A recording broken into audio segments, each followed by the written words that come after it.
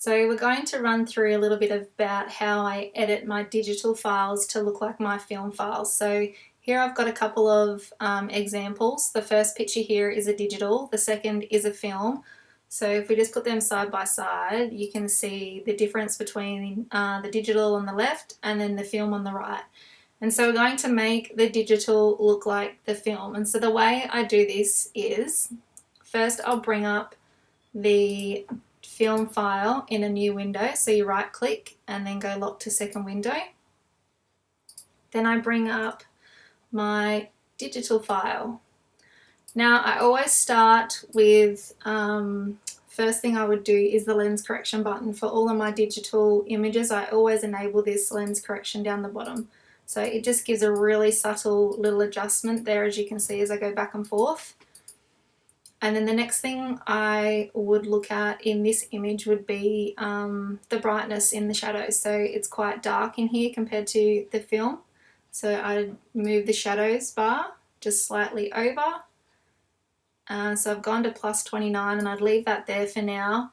Everything's done in little snippets, so we just kind of adjust things little bit by little bit so it doesn't get too carried away. I just up the exposure then, plus 20. And then I'd start looking at the color tones. So it's a little bit magenta in the digital compared to the film.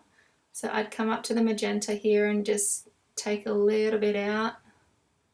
So now we're at plus 11 for the magenta.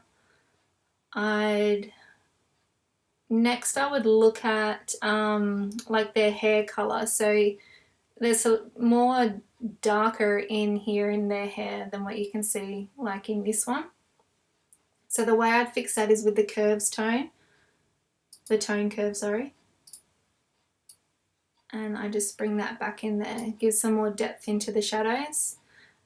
And then there's still a bit of magenta-y looking redness going on with their hair compared to up here. And so how I fix that is the split toning.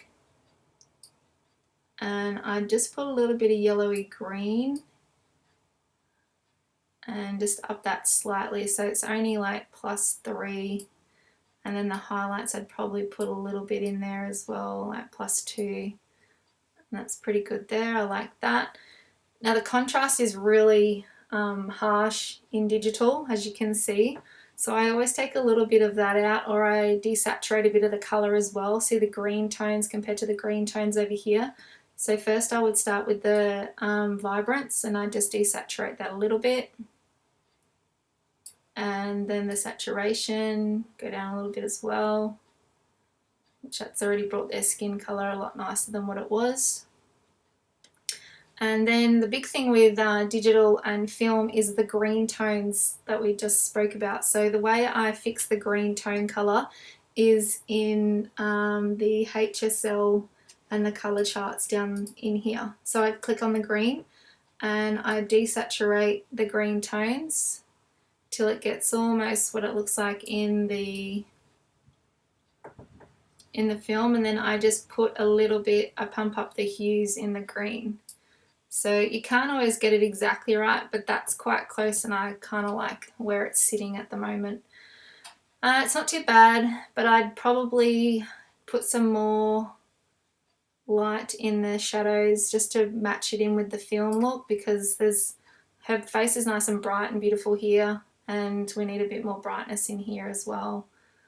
So I just play around with that a little bit. And then these shadow tones, the tone curve. But that's not too bad. I kind of like where we're at. So that's the before and then the after. So you've got before and then after the edit. So that's one image. And then another one we'll go through is this one here. So I bring up the film in my second window and then we edit this one. And sometimes you can actually put the edit that we've just done over that other one and see if it works, but we'll just go from scratch so you can see what I do to this one. So we start again with the lens correction.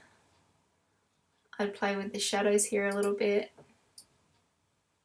bring down the highlights because her dress is a bit blown out. You can see over here there's not much detail left, not like in the film. There's always lots of detail, but the digital's it's very blown out. I'd move down the contrast a little bit, and then I'd put some of that shadow back in with the tone curve, and then desaturate it a little bit, the vibrance.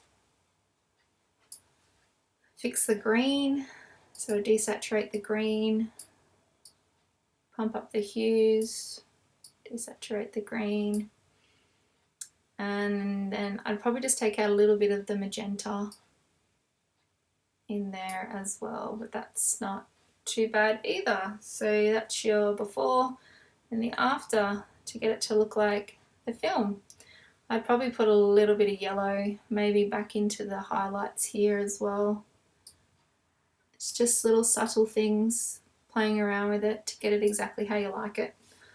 I think I like that. So before, after. So that's how I would match in my digital to look like my film.